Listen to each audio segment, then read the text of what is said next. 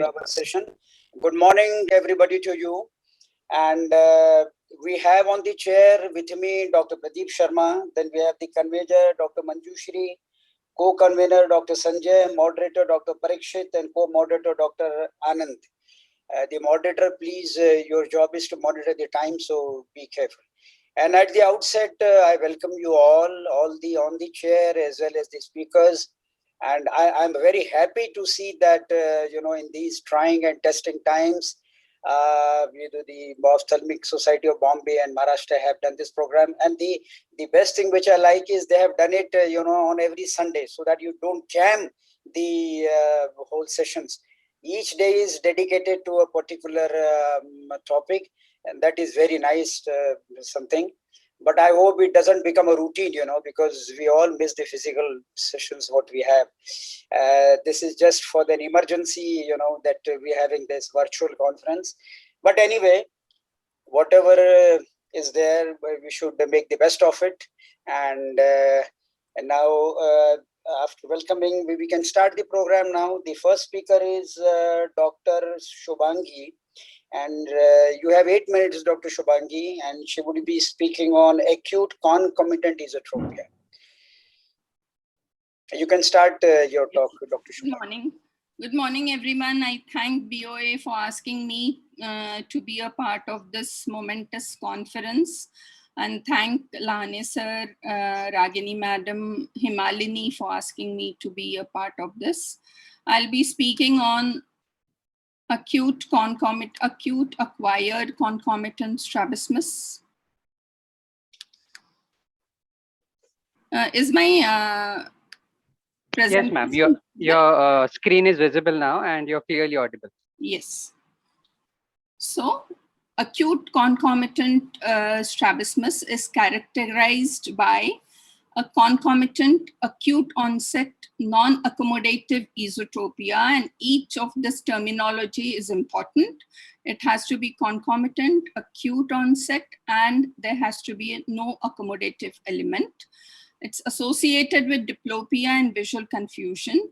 There is a good potential for binocular vision with highly favorable surgical results. Age of presentation is generally more than 5 years, and there is no tendency for spontaneous resolution. 3 types have been described. Type 1 is following artificial interruption of fusion, that is also known as the Swan type. And this is generally seen after fusion of one eye for any reason. And this strabismus becomes manifest. Then type 2, we have an concomitant esotropia of Franke-Shetty type. This is accompanied with diplopia and good potential for binocular cooperation. And the third is the comitant esotropia of Bilchowski's type. And these patients have myopia up to 5 diopters and have cross diplopia for distance and fusion for near. Basically, they say that type 2 and type 3 may not be very different. And because even in the type 2 one, they do not have much of hyperopia. 80% of those patients also have myopia. And in the type 3, it is not as if we see it only in patients who do not wear myopic glasses. So according to some researchers, it is better to classify it as a small angle concomitant esotropia and a large angle concomitant esotropia. Now, in examination, one has to be careful in taking in history. Examination for uncorrected hyperopia and isometropia, AC over A ratio to rule out the accommodative component, myopia has to be assessed. Detailed orthoptic checkup, Hess charting to see for the evidence of comitance. Late age of onset and diplopia indicate absence of suppression. And even though it is concomitant, neuroimaging is done to rule out intracranial lesions. The differential diagnosis is bilateral 6-nerve palsy, where obviously there would be an abduction deficit. Divergence palsy, though it may not have an abduction deficit, but the deviation would be more for distance and divergence insufficiency. The treatment basically one has to do a full correction of refractive error, treatment of amblyopia, if any, treatment by Botox, I'll come to it a bit later on, and surgery. Early realignment carries a good prognosis for re-establishing fusion. Now, Botox versus surgery. There have been good reports in this condition by using botulinum injection. Though I have not used Botox, but the research says that botulinum gives good result, especially in younger children. Those in younger than 12 to 14 years may have very good results with Botox and also require lesser injections. Surgery gives good result, but one has to be careful against guarding undercorrection. Adjustable sutures should be used preferably whenever we are doing the surgery. I'll be just describing one case related to this. A 16-year-old female came with double vision and headache since 4 months prior to seeing us. There was no significant history of double vision in the recent past. She was a myope using specs since 5 years. Her BCVA was 6/6 in both the eyes. Right eye she had -3.25 and left eye she was -3. Pupils and fundus was normal. She had a right esotropia. The prism bar cover test was not very large angle. It was 25 to 30 prism diopter esotropia, both for distance, near, and all the lateral gazes. So it was totally concomitant. Ocular movements had no abduction deficit, and synaptophore showed an angle of 11 degrees with simultaneous macular perception at the angle. The Hess chart showed near symmetrical inward displacement suggestive of concomitant esotropia. Force junction test was negative. MRI brain done was normal. So we clinically, it was a case of acute concomitant esotropia. Query the type 2 or the Frank-Chetty type. Here we did a R&R in the right eye, right medial rectus resection of 4.5 millimeters on adjustable with lateral rectus resection of 5 millimeters. And this was the Hess chart showing an almost equal displacement inward. And this was the pre-op images showing a right esotropia. And this was the post-op showing the straight eyes. I'd just like to present a post-operatively, the eyes were straight and the stereopsis was plus with limited fusion. I'll just like to show a short video of adjustable suture.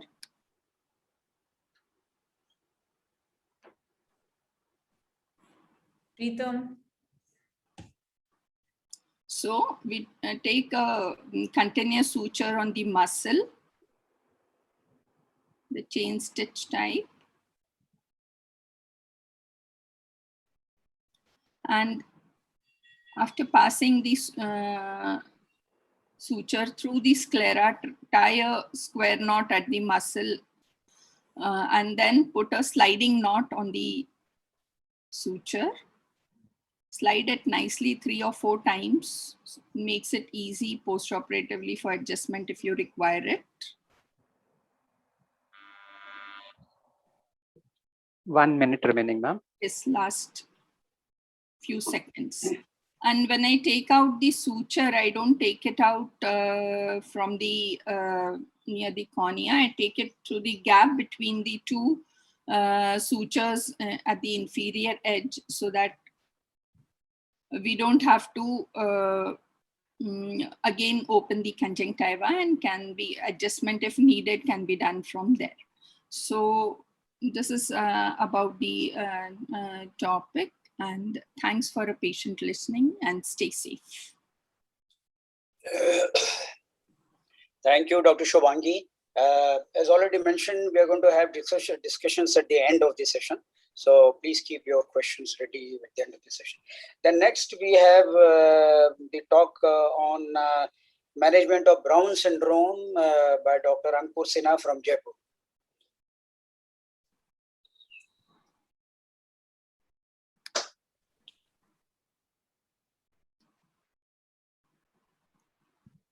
Ankur, you can start here.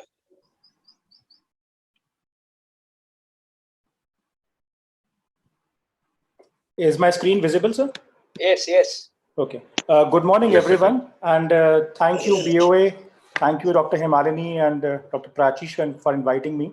And we have my mentors and friends in the panel and maybe in the audience. So I'll be talking in brief about the management of Brown's syndrome. So the clinical features of Brown's syndrome are the absence of elevation in adduction, normal elevation in abduction. A forced duction test would show a severe mechanical restriction when you try to attempt to elevate the eye in adducted position. There are some variable features like downshoot or hypotropia in adduction, hypotropia in the primary position, widening of the palpebral fissure in adduction, compensatory head posture, divergence in the up gaze, that is because of the tight superior oblique, presence of trochlear tenderness or audible or a palpable click when the muscle is passing through the trochlea, more so in the inflammatory cases. Now they can be congenital or acquired. The congenital variety has a problem in tendon or the tendon trochlear complex. This could be a sheath anomaly or a short or inelastic tendon. There could be an improper slippage of tendon through the trochlea, or there could be bands which do not allow movement of tendon through the trochlea. The acquired variety could be a post-surgical, post-inflammatory, or traumatic.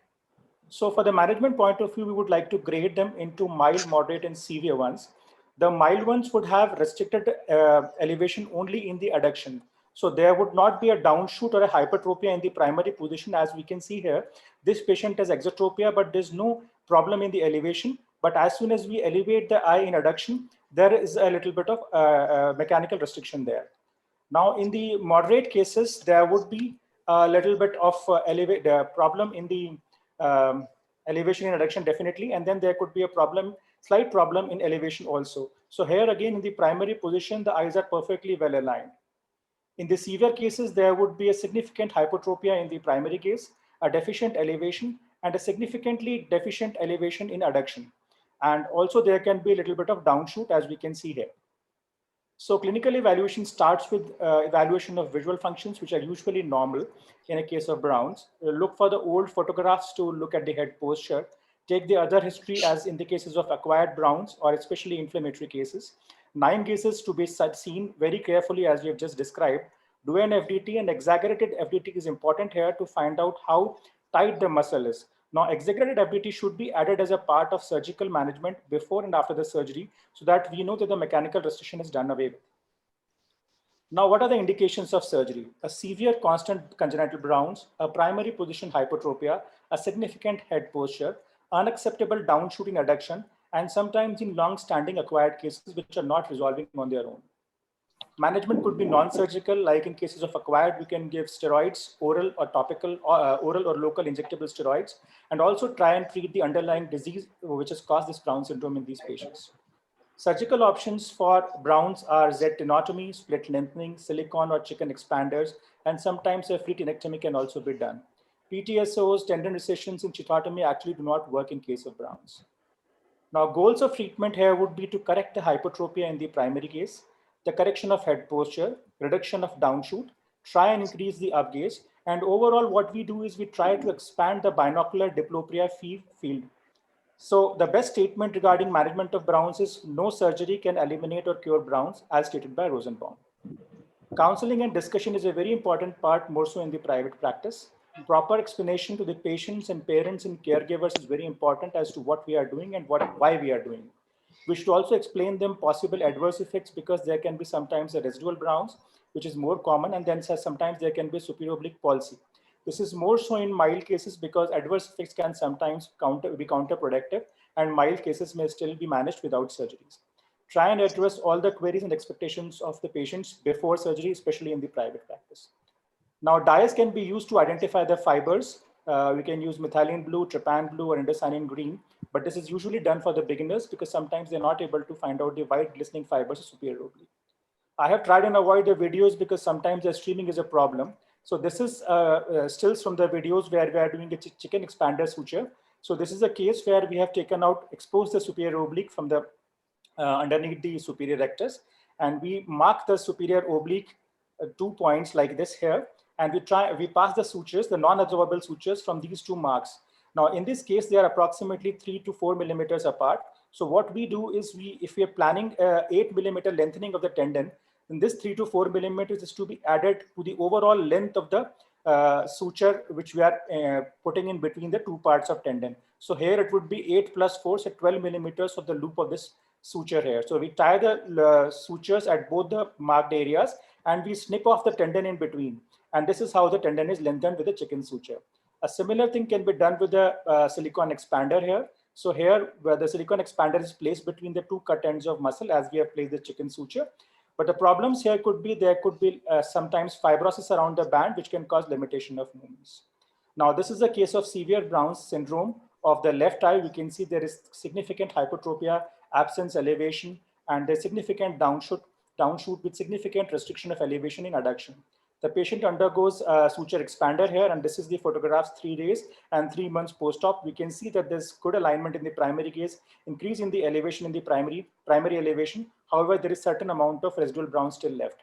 Another case where we have a moderate Brown syndrome in the right eye, post-surgery, which he undergoes a suture expander, we can see there is a significant improvement in the up gaze, and also this Brown's is very minimally left. Now, this is a case of 14-year-old girl. On examination, she had a history of progressive onset of double vision. Examination was absolutely fine, but the 9 gazes, we can see there is slight hypertropia, deficient elevation in the primary gaze, a downshoot, and significant restriction of elevation in adduction. So all these show a typical ocular motility of Brown syndrome. Since it was a progressive onset, the patient undergoes a sonography where we can see a cystic lesion in the superior oblique.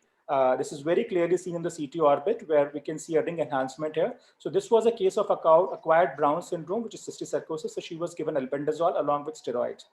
Eventually, the strabismus status did not change after the long-standing treatment. So the patient undergoes silicone expander, and we can see again, this is the improvement in the primary gaze, the improvement in the up gaze. However, certain amount of Brown still is left behind in this patient. 1 minute. Now, this is another case where we have a case of left superior oblique palsy. We can see this is a left hypertropia with significant underaction of superior oblique here and a significant overaction of inferior oblique here. The patient undergoes superior oblique tuck for superior oblique palsy, and immediate post-op, we have this Brown syndrome, which is coming up. So this is a case of iatrogenic Brown syndrome. We wait for a long time. The Brown syndrome does resolve to a certain extent, but still a residual Brown's is left behind.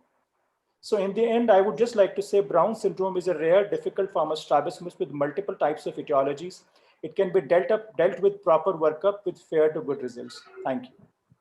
Thank you, Ankur. In a very short time, you have elaborated it very nicely. Anyway, if there's any questions, we'll do it at the end of the session. Now, the next topic we have by Dr. Vivek Varkad on muscle transplantations. Dr. Vivek, yeah. Yeah, can you see my presentation? Yes, Dr. Vivek, we can see your screen.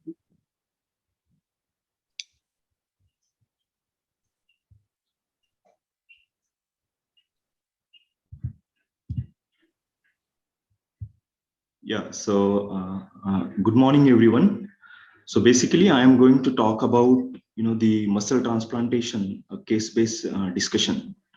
I do not have any financial disclosure for the slides which I am going to show.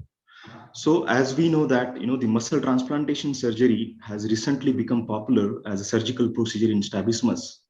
Although this has been very well described by Dr. Hayat almost 5 decades ago, and in his landmark paper, he has summarized for the fact that this procedure can be used in humans, and the tissue transplanted remains viable. And this procedure has an advantages over the artificial synthetic material like the Gore-Tex or silicone band or the non-absorbable suture. And this procedure can also be used as the intervention for those patients who are left with residual strabismus, either consecutive or the residual exotropias or isotropias. So basically, what is this muscle transplantation, or for that matter, true muscle transposition? So as you can appreciate in this video for muscle transplantation in isotropia and exotropia, so the R&R procedure is more or less the way we do conventionally. However, the harvesting of the muscle segment, which we are planning to transplant to the, the muscle to be recessed is very, very important. So as you can appreciate in both the videos running, so marking of the outer surface of the muscle is very, very important.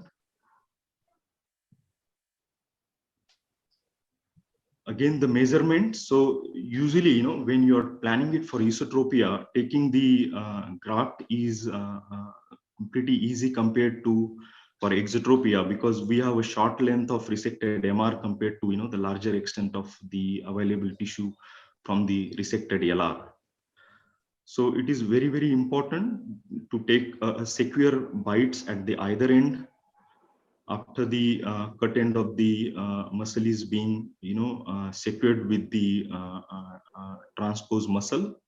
And then the middle bite is equally important to make sure that, you know, the entire horizontal length is being opposed or aligned with the muscle to be recessed, as you can appreciate in the first video. So I think other than this, there are other factors which we need to consider is, you know, the proper cauterization of the tissue. Once you disinsert the muscle and cut the segment, there could be, you know, the contraction of the muscle fiber, and then ultimate recession of the muscle position. So let's move on to the clinical case scenario. So this is a 19-year-old male child who presented with, you know, the inward deviation of the eye since birth.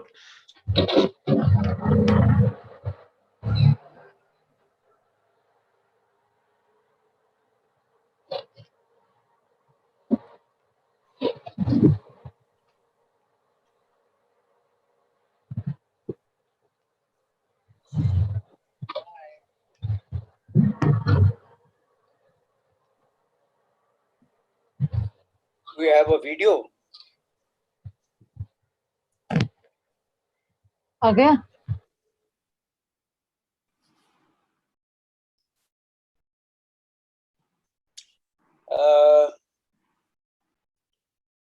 Anand. Yeah, I think there's some network issue. Dr. Vivek, we've lost Dr. Vivek. We'll wait for a few seconds for him to rejoin, or else I think we can take a few questions in the meanwhile, sir. No, we can go to the next speaker then. We can go to the next speaker because then. Sure. That's a good idea, sir.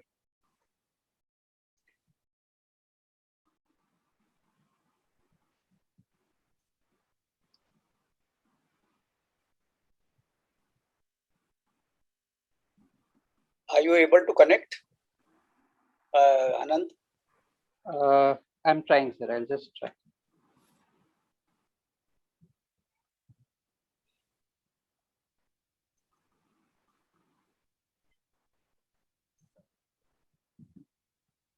Never mind, he can continue, you know, later on at the end. We can again, the remaining part of it, we can do it at the end of when all the speakers are finished.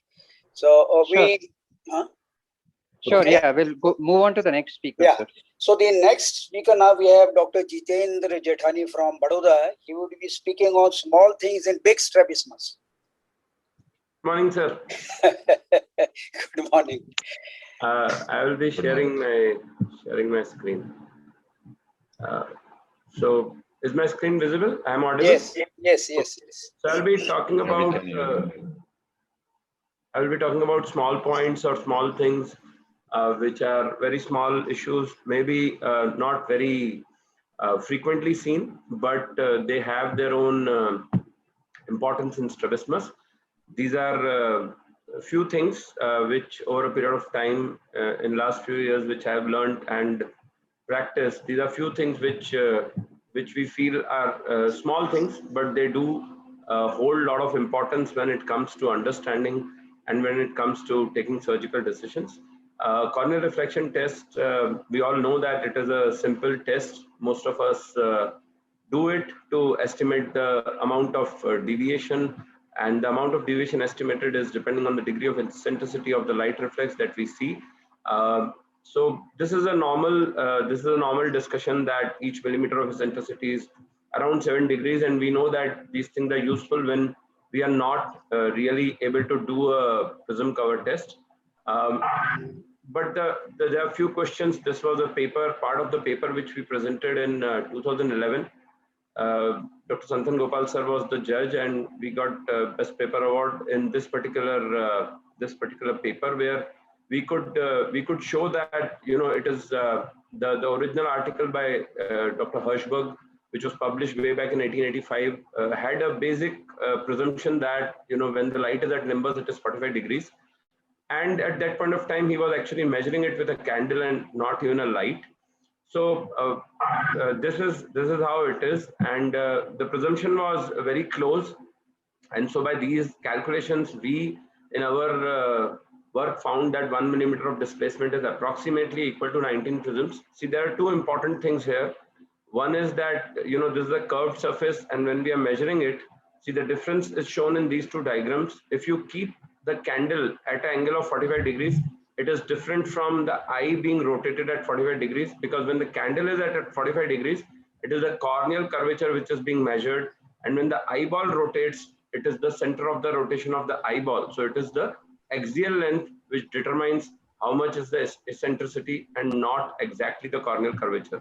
So the value is totally dependent on corneal curvature and axial length of the globe. These are the 2 points which we should, which are important when, you know, when you are not really measuring it with prisms. If it is not possible to measure it with prisms, we should keep these things in mind. Another thing which we started using a few years back was this particular to measure. I'm sorry for the audio. So this is a goniometer which we are using, and it is a wonderful useful device to measure face turns, but it becomes a difficult proposition when we want to measure chin depression or a head tilt towards right or left, and this becomes important especially when we are excellent talk by Dr. Shetty sir, but it becomes difficult when we are measuring the head tilt and chin depression. So what we started doing a few years back was that we started using this simple device, which is cervical range of ocular motility, very easily available, usually an orthopedic device, but it is a simple device. It has got 3 dials, and the 2 dials would straight away give you the head tilt and chin depression or chin elevation. I think a similar device by the name of oculocephalodiviometer, I saw it with Dr. Sharma sir at AIMS. So that is another device where a mirror is used, but this is a more simpler device because it gives you in degrees, and it is much easier. It's not complicated. This is a top compass which is there, where you can, where once the face turn is there, you can easily measure the amount of face turn directly from this particular compass. So that was another simple device which you know, a lot of times we have patients where we measure ocular motility in terms of -1, -2, -3, -4, and it becomes very difficult to say what exactly we are talking about, what was our -2, and some of the orthoptists and some of the surgeons I have seen, at least in US, they use -2.5 and -2.25. It is very difficult, you know, to make it repeatable. So this was a handy instrument which we made way back in 2010. We have modified this into a computerized based program, but that is not functional at this point of time. But this is quite functional. This we are using it. Dr. Shetty is also using at Arvind Eye Hospital. So basically, this is a simple device where we have incorporated a millimeter scale so that we can measure the ocular excursions in terms of millimeters, much better than whatever is available. And this was part of a poster which we presented in 2010 Kolkata conference, where we could give the normative data in Indian population of mean value of abduction, adduction, and elevation and depression. Okay, so I'm just concluding with a couple of slides. This I think is very common, but and not really all the strabismus surgeons who are practicing already know this. This is more of a thing which is for postgraduates who have started working, or fellows who have just started working up patients, that we should not stack the prisms, and we should try to, you know, separate the prisms over 2 eyes. But important point here is that even if you split the prisms over each eye, The actual deviation will not be as bad as stacking, but it will still not be a pure addition. So it will be slightly higher than that. And the tables for these are available in Dr. Rosenbaum's book, and it is a wonderful. This was work of Dr. Guyton, but the tables of how much would be the actual deviation are available in Rosenbaum's book. And this was another device which we made last year. Whenever there was large angle, as we heard Dr. Vivek speaking on true muscle transplantation, we normally would be splitting the prisms in between two eyes like we have done here. And the problem is that, a person has to hold the two prisms and another person has to either show a target or do a cover test, because when both the hands are busy, it's not possible for you to do a cover test. And so this was another small thing which we could devise, but we could not really make it commercially because of COVID. So this is a small prism holding device, and there is a spring system attached here, and there are small rubber fittings here, so to make sure that prisms don't get scratches, because they are normally plastic prisms, and for the fact that they snugly fit into the socket which we have into this particular socket. The good thing is that you can move it, so ESO, EXO, you can use it for both. Prism orientation can be base in, base out.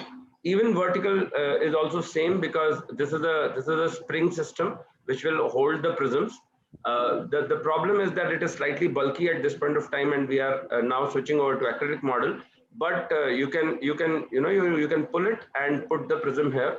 So that makes it very easy for, and there's a stick here which the patient can hold.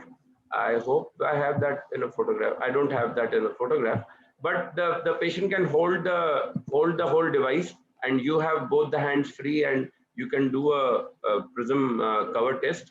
And this is just to, in short, summarize what are the orientations mainly for postgraduates and fellows.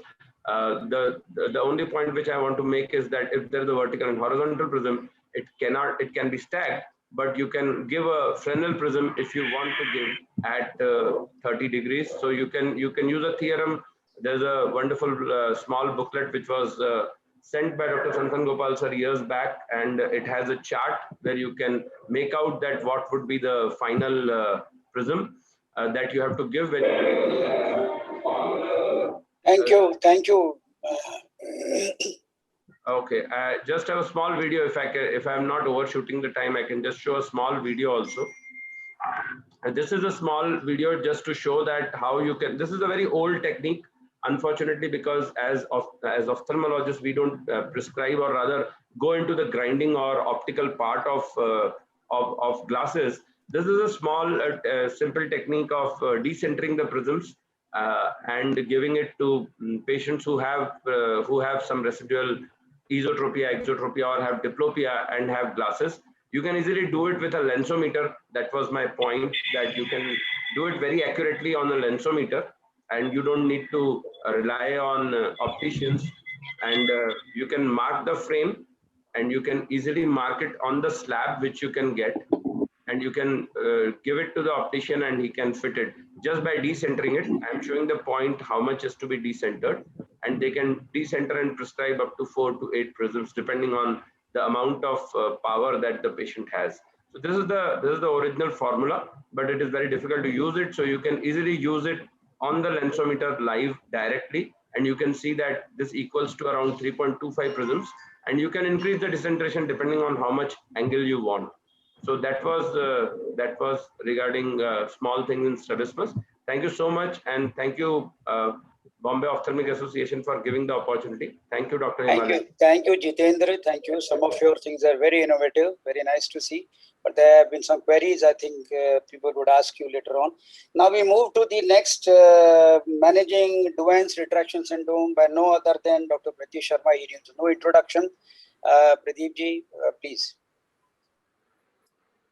Dr. Anand, his time is 10 minutes. Right, sir. Thank you, Dr. Shukla. Thanks to Bombay Ophthalmic Association for giving me this opportunity.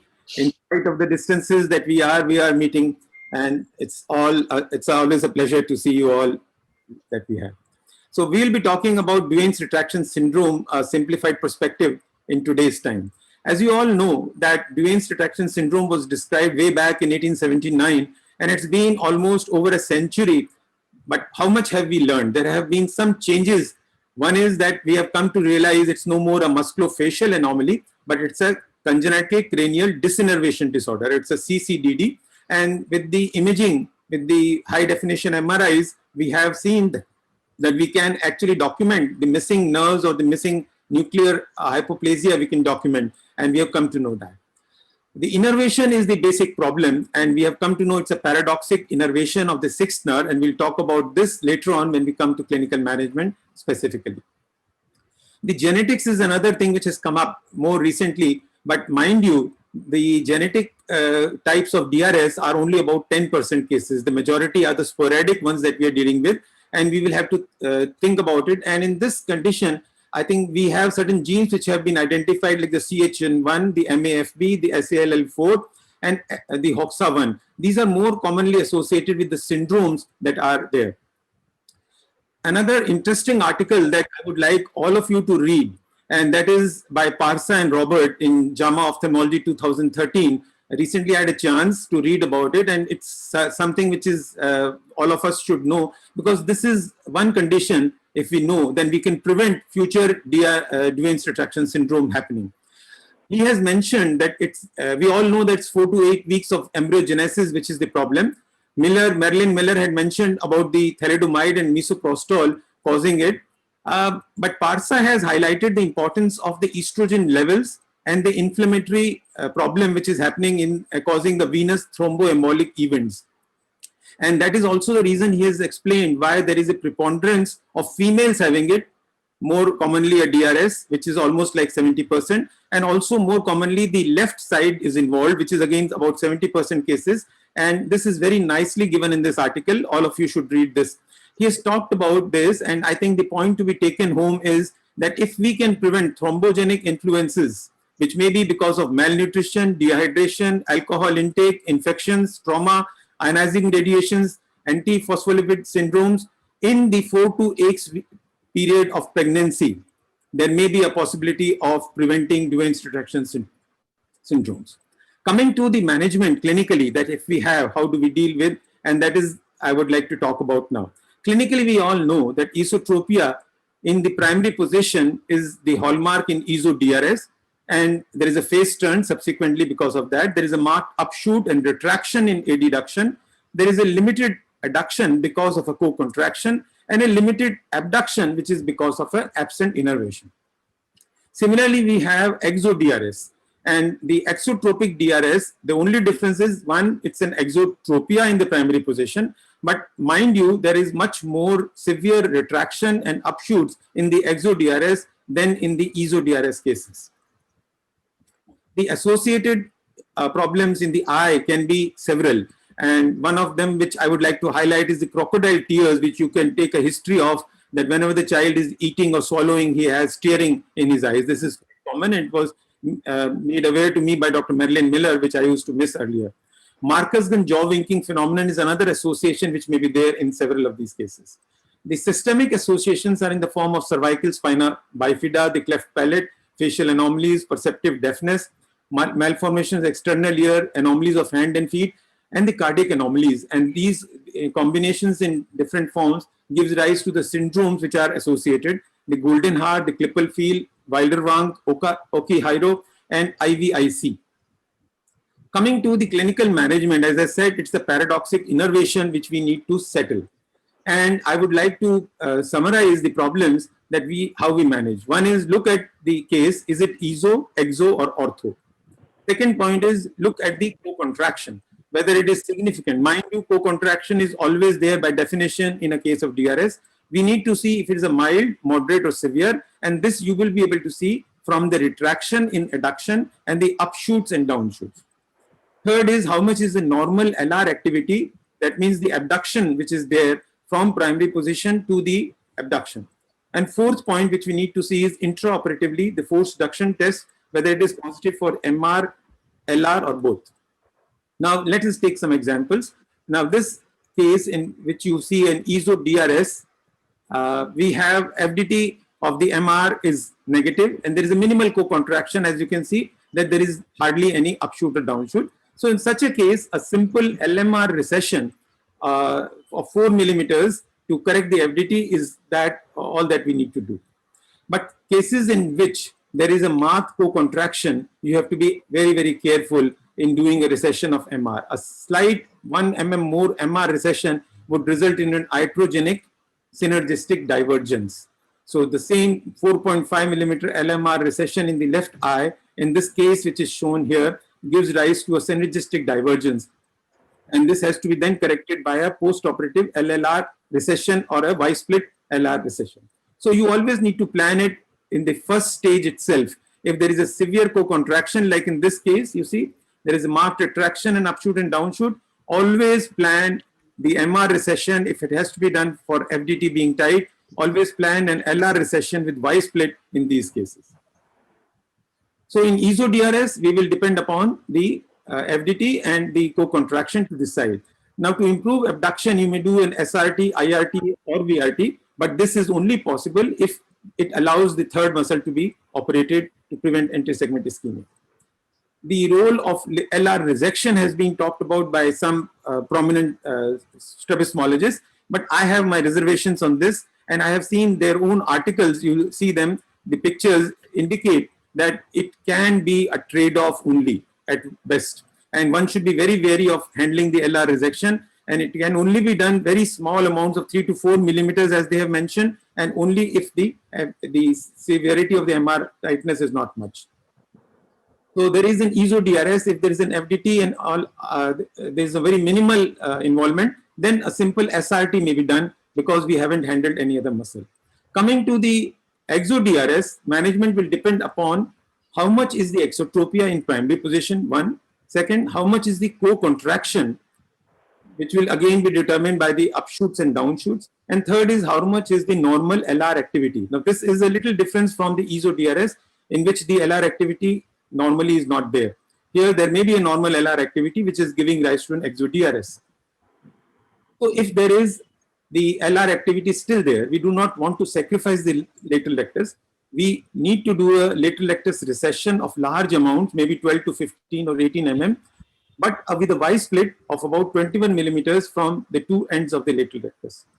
So this is an important thing, and just a single lateral rectus which is being tackled in such cases may be enough to take care of the exotropia as well as the marked upshoot and downshoot. Mind you, do not recess the MR, and most of the cases the MR is not tight. So never recess an MR in cases of EXO-DRS. I think we may not have time for the videos, so I would move on to this point, that if there is a significant EXO-DRS and the LR activity is not there, then in such cases we may do a lateral rectus periosteal fixation. So it takes away the abnormal paradoxic LR activity altogether, and then we can do a partial VRT or an SRT according to your choice, but I prefer always a partial VRT, which gives us a much more controlled improvement. Recently, we have started doing a modified Nishida for improving the abduction. Now, this is a case of EXO-DRS in which periosteal fixation and the LR recessions in both the eyes have been done, and you can see. So, EXO-DRS cases, if there is in such a case nowadays, the improvement of the abduction can also be done by a modified Nishidas, which may not be hampering the anterior segment. Coming to the ortho-DRS, which are the most common problem sometimes and not being handled by most of the strabismologists, you have to be very careful in handling them because their challenge is to correct the upshoots but maintain the orthotropia in primary position. So I would suggest doing an adjustable MR recession in these cases. So to conclude, the ESO-DRS cases, you do an MR recession alone or with LR recession if the severity of the co-contraction demands that.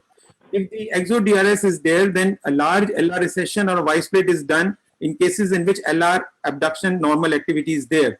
But if there is no activity of the LR, then a periosteal fixation with the PVRT may be done.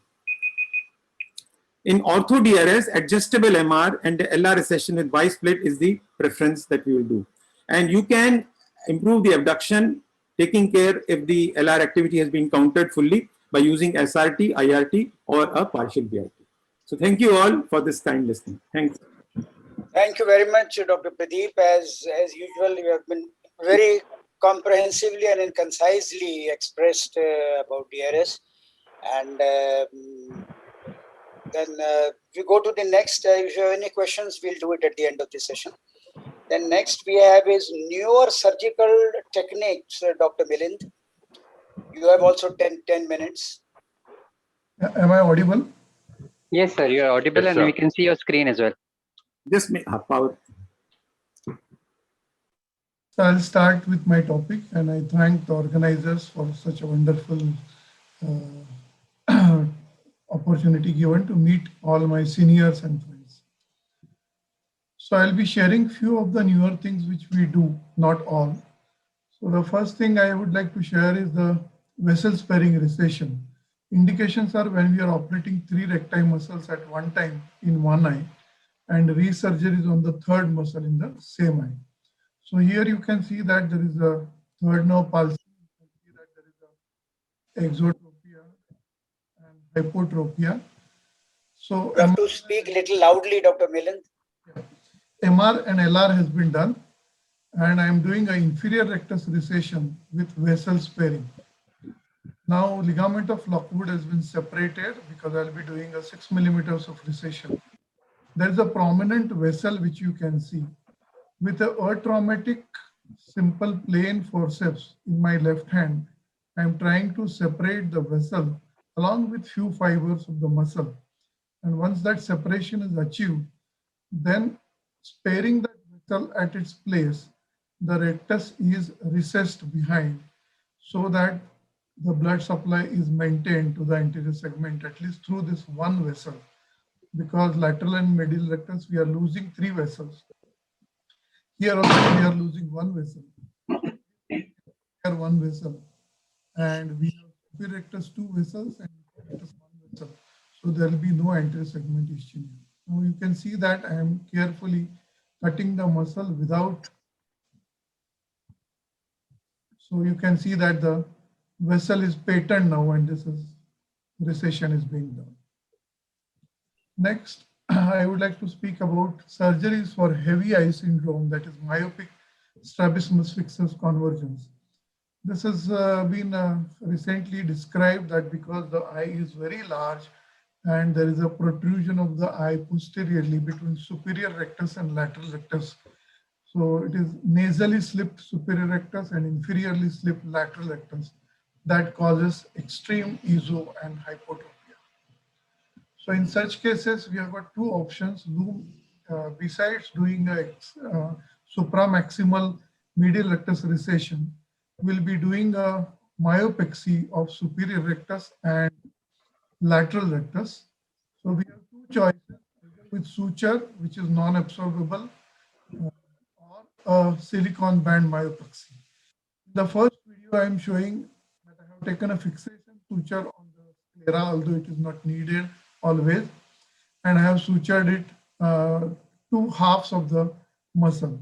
In the second muscle, what I am showing you is I have created a tunnel of on the sclera on superior temporal part about 5 millimeters, and I have used that 240 band which is passed through that scleral tunnel so that there is no migration of the band, and then the band is taken over the superior rectus and lateral rectus, and then it is tied with non-absorbable suture. You can also use that sleeve, Watzke's sleeve, but that becomes a bulkier thing. In one of the cases, it all got extruded. So I don't use the sleeve anymore. I just use non-absorbable suture. So now you can see that I am passing it through the lateral rectus, and after tightening it, see that the both muscles are coming together. So this is how you can approximate the 2 muscles and pass a suture through it, and a non-absorbable suture, and hold the muscles together.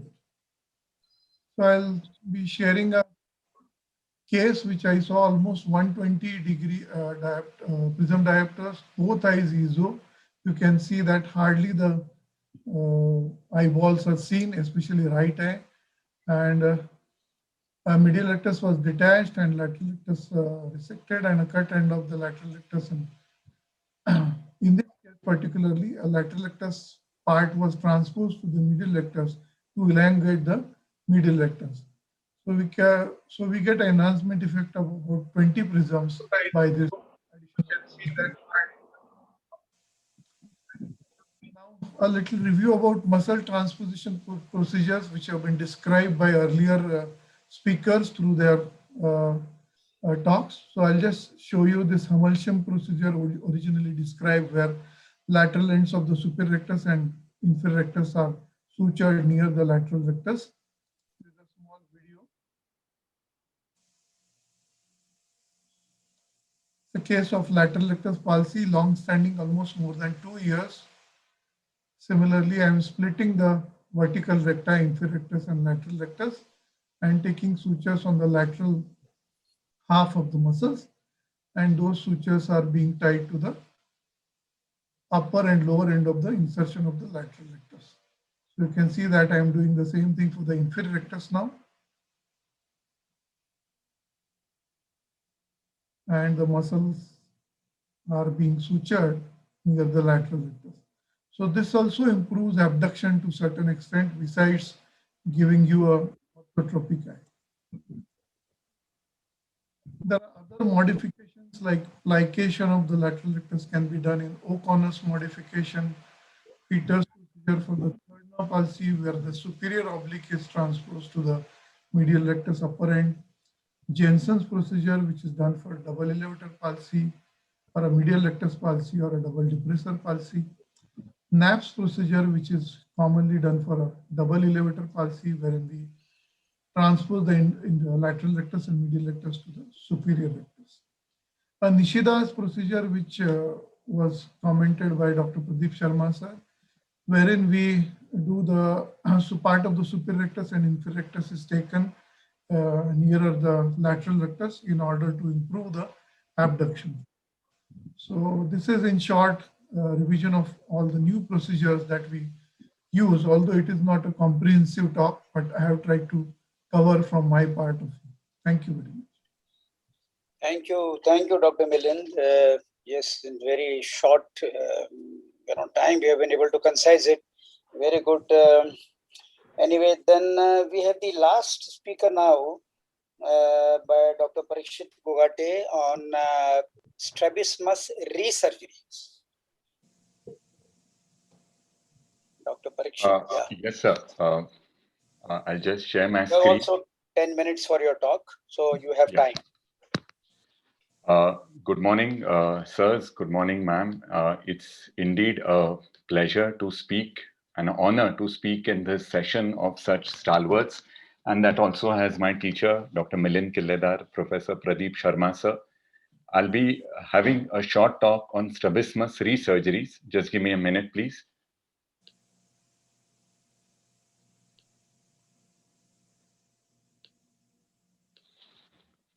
Now, strabismus resurgery is that way a niche topic, and I tried looking up on the publications of it, and I found that there were so few of them. Can you see my screen, sirs? Yes, yes. Yes, we can see you. Yeah. One is why resurgery? Well, as Dr. Killedar was showing, when it's a planned two-step procedure, when one step is done and now the second one is planned. For example, a 3 horizontal muscle procedure in which 2 of an eye have been done, and now we are doing the second one. Or second, if it is a slipped or a lost muscle, and we know the medial rectus is the commonest one. Or third, if the surgery has been abandoned earlier. Or fourth, it's a wrong diagnosis, an accommodative component of esotropia has been missed. So it's a wrong diagnosis or a wrong surgery. Or a wrong operative technique, the surgery started wrong or stayed midway during surgery. Or an intermittent exotropia that was operated and has later become a secondary esotropia. Or in cases of sensory strabismus. Or we all know in restrictive strabismus, when it is difficult to accurately get a dose-response relationship, like in dysthyroid ophthalmopathy, where resurgeries are common. Or what we more commonly see nowadays is secondary to trauma, especially polytraumas, road traffic accidents, or even in paralytic strabismus where resurgeries may be needed. But I think the number one reason is a long-term follow-up. Almost 60% of strabismus surgeries have a post-operative deviation of more than 10 prism diopters a decade after surgery, both in esotropia and exotropia. So if we have had surgeries that have been done very early in life, say in the age of say 2 years to 5 years, there is a very high chance that we are going to get these children again in their teens because now they again have strabismus. So the need for repeat strabismus surgery is not uncommon if we look at the long-term view of this problem. Well, what are the indications? Generally, an undercorrection of up to 10 prism diopters is acceptable as peripheral fusion is still possible. In young children less than 4 years, a larger undercorrection negates the indication for surgery and therefore, well, we'll have to do one soon. Or an overcorrection of up to 8 prism diopters also may be accepted. Now, the most important thing is, of course, refraction must be rechecked, amblyopia treatment properly attempted before planning the resurgery. We have to do a complete orthoptic evaluation once more. We cannot rely on all the old notes, even if we have done the surgery. It has to be treated like a fresh case. Force reduction test will have to be performed even if the original surgery was a concomitant strabismus, because now perhaps during or after surgery, newer restrictions may have developed. The surgical plan is drawn and patient is counseled because since it's a second surgery, obviously patient has more questions, is more apprehensive. In our small series in Pune of a few hundred surgeries, we have found that recess resect surgeries had lesser chances of undercorrection than bilateral medial rectus surgeries. And if initially bilateral MR recess were done, we could do a MR marginal myotomy with LR resections, or we could do a bilateral LR resection so that we are always operating on a virgin muscle. If there is an undercorrection of esotropia, if it's just 20 to 30 prism diopters of undercorrection, then one eye marginal MR myotomy with LR resect can be done. If it is a bigger one, then both eyes marginal myotomy can be done with LR resect. And for bigger, well, even more surgery. If we get an overcorrection of esotropia, which is very rare, then I think we follow the Cooper's dictum. That is to plan and execute the second surgery as if the patient has never had previous surgery. Again, for an overcorrection, do not reverse the original surgery. If esotropia has become exotropia, do not undo MR recess because we are not sure if we are undoing a MR recess, LR resect. Rather, we do an other eye LR recess. If the overcorrection is less than 10 prism diopters, then generally peripheral fusion takes care of it. In fact, a small overcorrection leads to faster reappearance of normal retinal correspondence. Again, when to operate? Ideally, we should wait. So cosmetically undesirable overcorrection after 12 to 15 prism diopters can be tackled 6 to 8 weeks after the original one, because sometimes as the muscle heals, as the conjunctival tissue heals, the alignment may change. The only exception to this is if in the immediate post-operative period, we think there is a lost or a slipped muscle is suspected by a sudden large, often consecutive strabismus, then yes, we should do a surgery as early as possible and find it.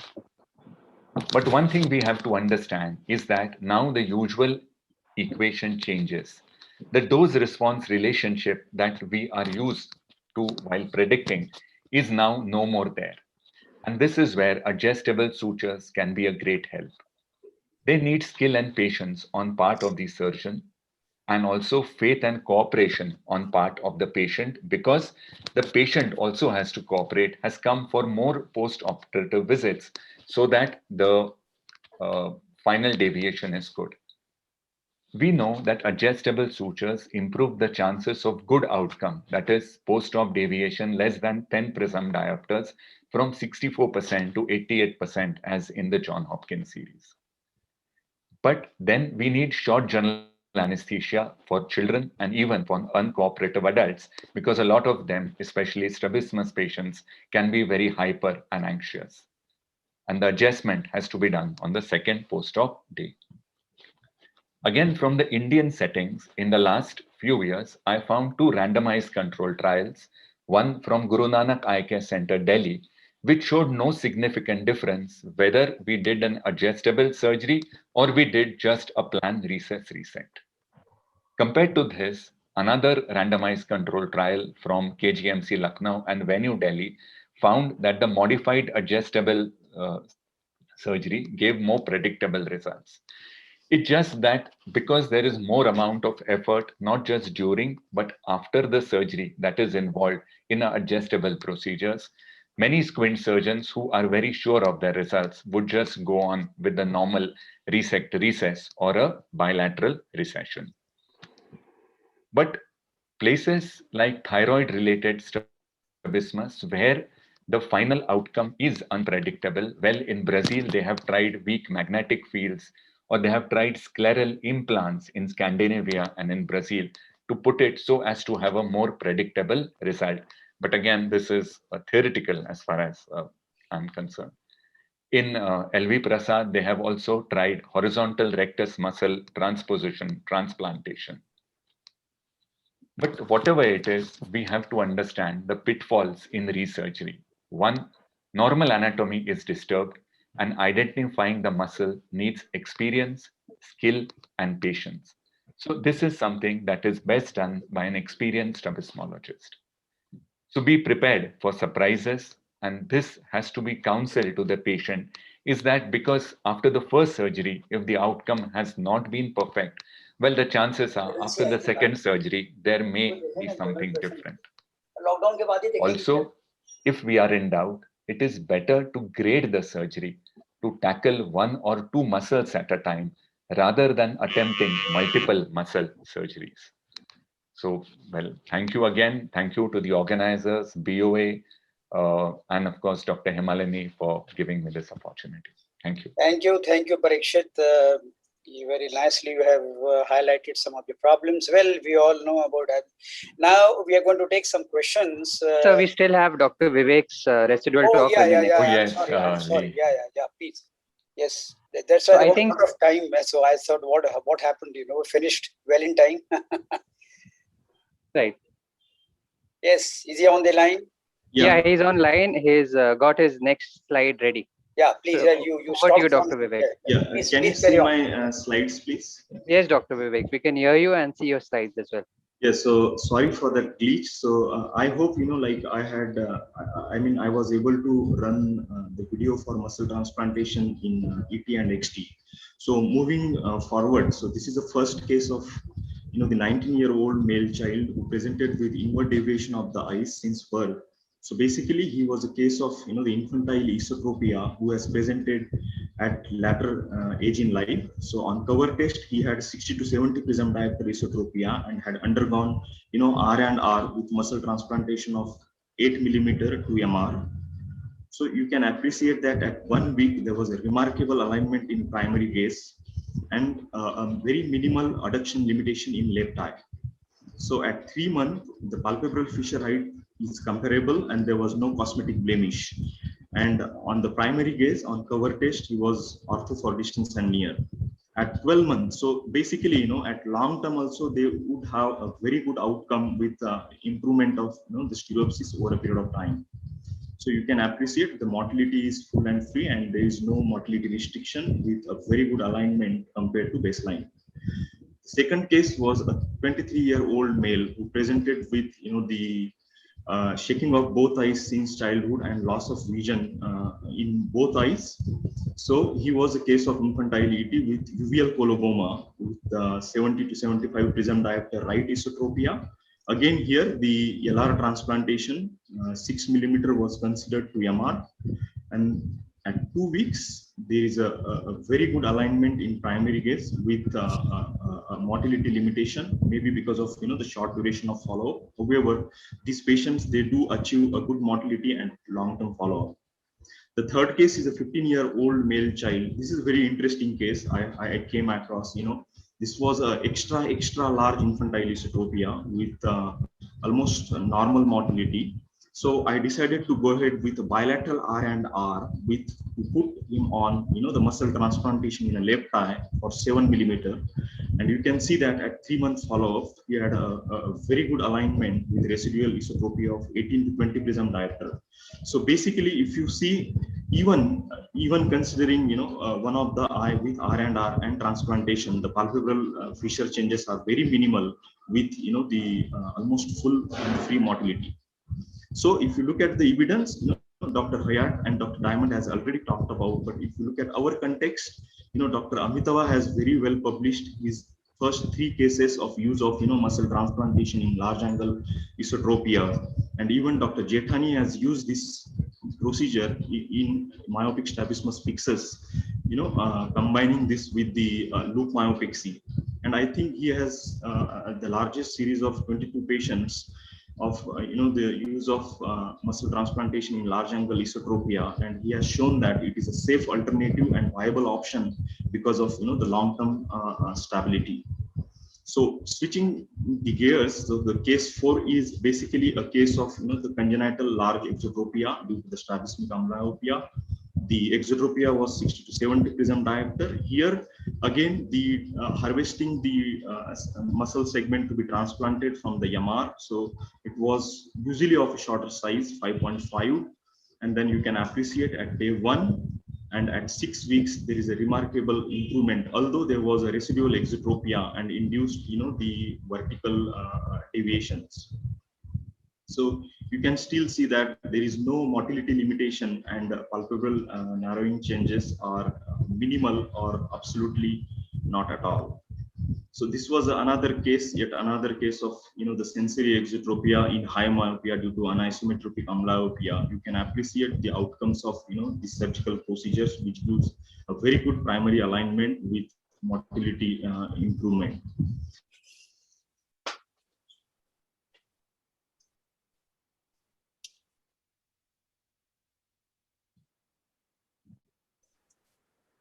Is that all? Finished? No, I think there's some network issue. I think anyways he was about to The time, conclude, yeah, so I think we can take the questions, sir. The time is already over, so that I call on board Dr. Pradeep Sharma also to answer some questions if there is from the audience also on all, and the speakers also if they have some queries, some questions. This is open session now. Yeah, I think I would like to make a comment on the first talk, which was very nicely presented by Dr. Shubhangi on acute concomitant esotropia.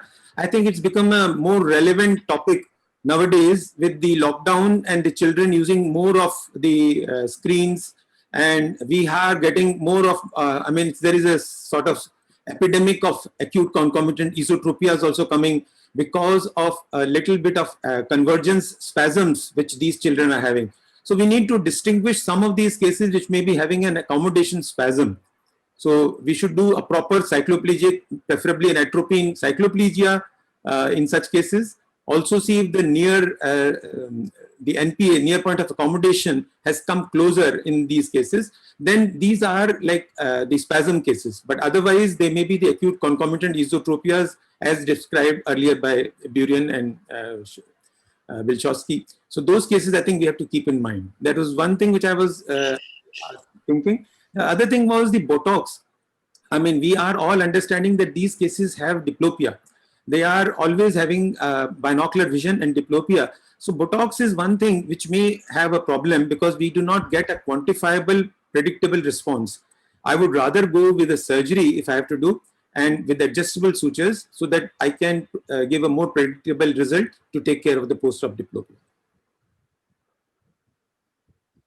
Just a question, sir. You are muted, Dr. Shubhangi, you are muted. Yeah, I think, sir, in they have said that in younger kids, injection Botox works well in such cases, though I have personally not tried.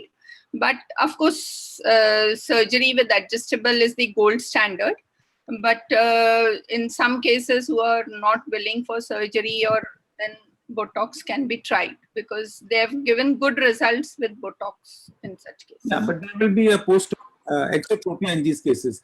And what we are talking about, the younger children having a different response, is mostly limited to the infantile esotropias. This is No, probably sir. In the acute concomitant only, in children less than 12 to 14 years, they have found good response, and they even recover with just one muscle of, just one injection of Botox. yeah. So they may be, I mean, then you have to see what kind of, was it just an accommodation spasm which has relieved by a shock? I mean, we'll have to see what are the cause of that case. Yes. Maybe they might be having a good divergence fusional amplitudes. So maybe giving one dose of Botox if the divergence fusional amplitude is good. So maybe no, they might get better. If the divergent fusional amplitude is poor, then you may have to operate them. I think a small comment what I like to give is I 100% agree with Dr. Pradeep that in these times the accommodative spasm, is very important. So before doing any treatment or thinking of any treatment, you must do a good cycloplegic refraction first. That is number one. Secondly, it could be a decompensated esophoria also, because now the recent times the people are working on the computers for a long time, and the esophorias can get decompensated. So you have to look when the esotropia which is occurring for near and for distance. I think a proper workup of the patient is very important before you embark on any of the further treatments. And botulinum, I have not seen anybody giving botulinum toxin, even abroad also on this sudden. What do you think, Dr. Pradeep? No, people are giving Botox. I think people are giving Botox. I have seen that they are giving, even in acute concomitant esotropias, there are papers on Botox. And of course, in infantile esotropia, the work done by McNear, I had a chance to see myself being there as a fellow. No, infantile, I agree. Infantile, I agree, because you have to buy time for surgery. And so that is congenitally, that is a different thing. But anyway. It is given. Yeah, Sir, any role I have of- seen, Dr. David Hunter using Botox in patients with AACC. So yeah, it's been given, and they do have a very good outcome. And yeah, Any maybe role of waiting in Any, these patients? any other question on the other topics? I had Because we have just 10 minutes now. I wanted to ask Ankur one question, which I put up in the chat box, if that's all right, just about his preference for chicken suture or spacer in Browns, and if the long-term results favor one than the other as far as complications or restriction is concerned. Dr. Manjushri, I prefer chicken suture over spacer, because one, it is easily available. I feel it is more titratable, and then there's less chances of having fibrosis as compared to the silicone expander. But in the private practice, we see Browns once in every 4 or 5 months. That also, when you explain them, the patient runs away.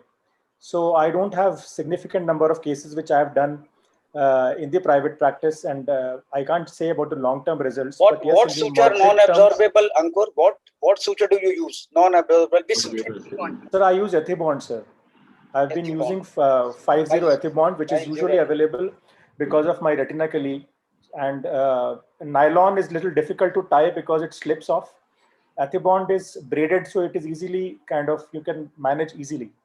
Nylon tends to be little stiff and difficult to tie knots, so you have risk of opening Nylon of the also knots. gives nylon also give reactions.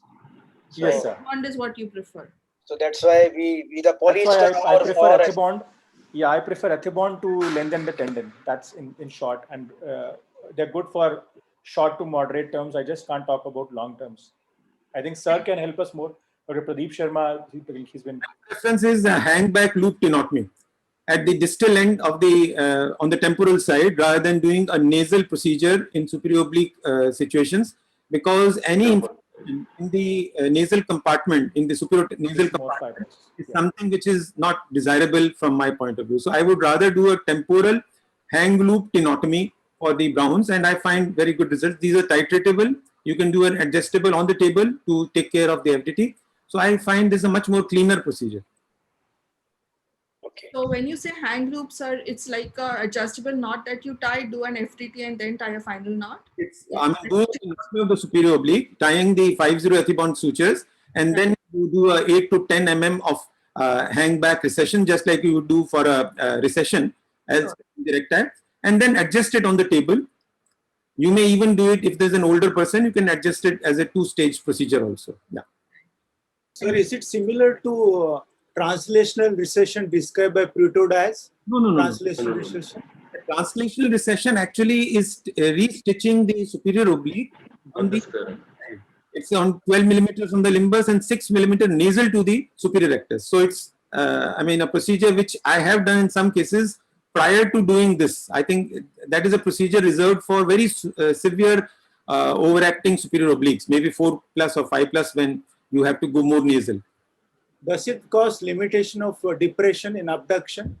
That's what this is, that it's a controlled Good cause, yeah. do not have a limitation of depression in deduction, which is something which will happen with other procedures. And the chicken neck suture, there is a possibility of cheese wiring, and especially if you don't use a ethibond with the Prolene suture, there will be a cutting through of the muscles more likely. So we should be careful. So Ankur, did you have any case of superior oblique palsy following chicken suture for Brown syndrome, and how you managed? So not exactly, sir. We did not come across superior oblique palsy. In fact, we tend to be a little more on the conservative side in the private practice. So we are better off with residual Browns than superior oblique palsy. Which is correct, actually. One should always try to trade off. Because in any case, if there is any. In fact, it will be all the more difficult to deal with the superior oblique palsy once you have with the, in the Brown syndrome, if you land up with superior oblique palsy. Not really, because most of the people in the West have been doing inferior oblique recession. Along with the superior, yeah. They have.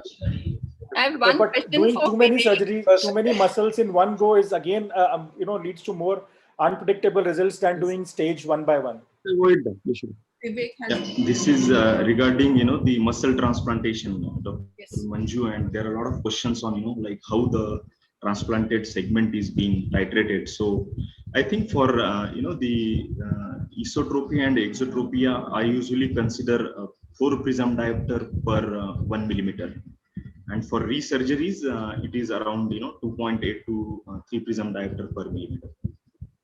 Probably Dr. Jitendra also can opine on that. I think I would like Jitendra to confirm this fact, like what you were doing was trimming of the middle rectus segment, the lateral rectus segment for an esotropia correction. You're reducing the amount of resected muscle, whereas I think what I remember from Jitendra that he was using the full cut segment for his. I was using the full cut segment, sir. so But Jitendra, you just a minute. You tell me one thing. What about the vascularity? What about the vascularity persistence of this cut segment? Because that is a big question. No, sir, that is already established. There is no vascularity. I mean, it is a fibrotic. It becomes a fibrotic band. Yeah. It becomes a fibrotic band. Yeah, it doesn't act becomes, as a muscle. No, it doesn't have. First of all, it is tendon. It doesn't have any sarcomeres. So it doesn't have any contractile property. It was not being used for the contractile property. The only advantage over a spacer is that it is the part of the patient's own body. And so the chances of rejection or extrusion are less. As Dr. Vivek showed in the original article just published by Hayat in 1974, he did it on chickens and tried to suggest that this can be done in humans also. And it is basically, so he could go back into those animals and see what was happening to that segment. So he could even publish the mic. So his was actually a big article of 25-30 pages. Agreed. But the tendon of each horizontal muscle has a specified length. So you cannot do more than that length. So what he was talking of 4 millimeter per. No, he was saying the dose response, sir. He was telling about dose response. Per millimeter, you will get a correction of 4 prism diopters. That is what he was trying to suggest. So suppose there's the diopters of more diopters you have to correct. Then you can't use it a tendon more than a specified length. Sir, we are already you can't take out more than diopters. you can't take out more than 9 or 10 millimeters of LR. Yes, that is And plus, important. once you tire it, you will lose 1 millimeter on either side. And we are working in front of the arc of contact. We are not. Yeah. That is the most important point. That's I the mean, most That important. is why we don't have any limitation of movement. But I've Jitendra- never tried this patient in a patient with 6/6 vision. I've just tried it in patients with sensory esotropia or exotropia. So that was. I have tried it in 6/6 patients. I have even tried it in nystagmus patients who are already operated for some strabismus surgery, and patient had face turn.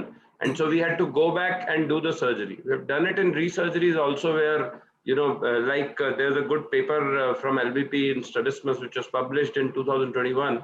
And we have done it in vertical strabismus in thyroid cases also where there have been, I had presented that in Baroda strabismus meeting. There was a patient with a huge hypo, and fortunately we had a couple of more patients in which we could try our hands on, and we got good results. I mean, in terms of motility, see, correction in primary position is can be done with supramaximal recession and resection. Also was just talking about motility, and it was restoring motility, so we stick to it. So how do you explain the improved motility, Dr. Jitendra, in the gaze of direction of the recessed muscle as compared to a large recession of the same muscle? So this we just have hypothesis on this, that since the part of the muscle still remains anterior to the arc of contact, the muscle is still anterior to the tangent, and so the arc of contact is still maintained, and that probably explains the good ocular motility that we get even after doing such a large recession. Jitendra, do you check for suppression scotomas? Because in esotropia, you will have patchy suppressions. So in a patients who are esotropic with amblyopia with patchy suppression, and you are getting them out of those patchy suppression to an area where they are seeing. So we had 2 or 3 patients who had large angle ESO, and when you took them out from that suppression scotoma area, they started getting double vision. So how do you manage those patients? Or do you have to check any large angle esotropia? We need to check for suppression scotoma, like correct their angle and see whether it become diplopic at that area. Would be very difficult to, sir, check at 80 prisms. You have to keep 40 prisms on in front of each Synaptophore, can we check synaptophore? Yes, sir, we can check, sir, but synaptophore again is not a very physiological device, measures mainly for distance. Yeah. These are things, I mean, you can check it, there is no doubt about it. There's a wonderful article by Dr. Kushner where he has used prism offsets to predict post-op diplopia, but these are not short things. We can predict it, we can tell the patients, we can definitely go ahead and do it. Normally, we would do it in most of the patients when we are doing, when they have good vision in each eye. We try to, when you do a cover test and you are finishing your prism cover test, you just ask a simple question to the patient whether he's seeing double or not, and whether you want to reduce the prisms just to see that whether that particular amount of prism would lead to diplopia or not. I did not have this problem with such large angles. I think we'll just take one last question. The chairpersons of the other session have already arrived. Just one last question and then we can conclude. One of the patients of Vivek had nystagmus with large angle esotropia. Suppose the patient had a face turn, that eye was amblyopic right eye. Suppose the patient has a face turn to the left side with large angle esotropia in the right eye. So how you would have proceeded, Dr. Vivek? Because that had a coloboma in the right eye, you said. So his vision must be definitely poor in that eye. Suppose that patient has got a left face turn with a large angle right eye esotropia. Yes, so basically, that patient had a bilateral uveal coloboma. That is one thing. Second thing is, fortunately, there was no AHP. Otherwise, I could have, planned him, the dominant eye doing R and R with, the muscle transplantation. So that would take care of both, the AHP as well as the amount of deviation. Dr. Pradeep, just one question more from Dr. Parikshit. You were saying that in your resurgeries that even after 10 years you can get more than 10 diopters of ESO or post-op surgery. But normally what we practice is we wait for 3 months, and if the correction difference is more than 10 diopters, we again take it for surgery. So we can't wait for 10 years, and you have to explain to the patient that, because more than 10 diopters is obvious. The patient who is not That was data from Johns Hopkins, who said that in a 10-year follow-up, almost 64% only were within 10 prism diopters. So when they did their audit in the first 6 weeks, almost 90% of them are within 10 prism diopters. It is after 10 years, so many of them, their deviation changes because as they grow up, the deviation will change. Dr. Pradeep Sharma, you have any comment on this? No. I think this is a long-term data, and it's their data. We cannot comment on that. It's their finding. We may be luckier that we have less than 60%, maybe. But Yeah. Dr. Parikshit, you know what I had experience regarding the resurgeries. I think we should be waiting a little longer, because as you wait longer, the muscle get lengthened, and then even if you do re-reset, then there is a less co-contraction. So I think it's better to wait for a couple of months. And no, then, normally we No, would we wait for 3 months. We definitely wait 6 for 3 months. months, and you tell the patient at least 3 months we wait. And if because the patient becomes jittery, because if there's more than 10 diopters under overcorrection, whatever it is, the patient in the family also gets worried and keeps on asking questions. So you have to, after 3 months, you have to do something. We can't wait for 10-year long period. As Dr. Pradeep said, it is their data, and 10 years long, the patient may not come back to you also. So the story ends there. I think we will stop here because there's a signal. Yeah. Okay. Thank you very much. Thank you Thank very you, much, sir. everybody. Nice seeing you and nice talking to you. Thank you, And sir. thanks to Dr. Lahane and also Dr. Himalini and Dr. Ragini to give us this opportunity here on this platform. Thank you very much, everybody. Take care and be safe. Thank you. Bye-bye. Thanks to all the speakers and audience. Thank you. Thank you, Thank everyone. you, everyone. Thank you. Thank you.